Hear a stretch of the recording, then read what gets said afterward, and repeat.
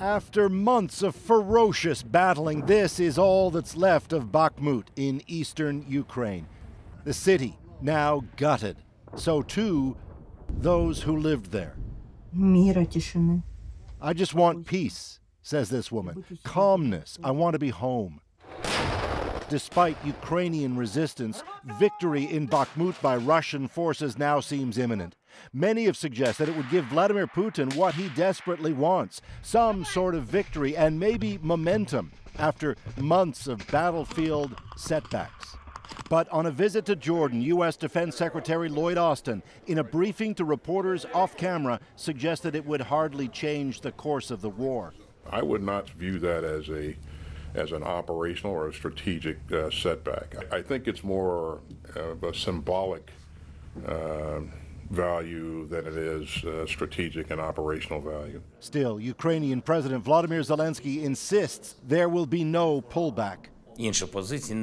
I will find the relevant forces, he said, to help our guys in Bakhmut.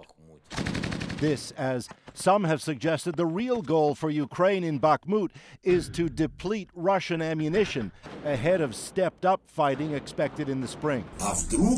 This weekend, the head of the Russian mercenary fighters, the Wagner group, said he's not getting enough ammunition from Moscow, that he feels betrayed, and that it risks a broader Russian collapse. Good afternoon, everyone. Meanwhile, in Washington, there's reporting that 2 Ukrainian fighter pilots are now in the United States, actively taking simulator tests on a variety of U.S. aircraft, including F-16s, the fighter jet Ukraine has long sought from the U.S. military.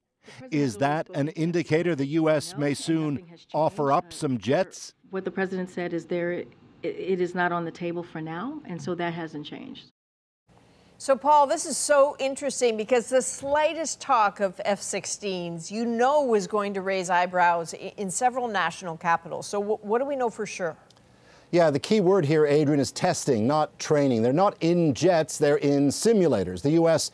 simply wants to know how long it would take to get these pilots up to speed on F-16s. But for the moment, that's it. That said, 10 more Ukrainian pilots are expected in this country for testing within weeks. All right, watch this space. Paul Hunter in Washington, thank you. You're welcome.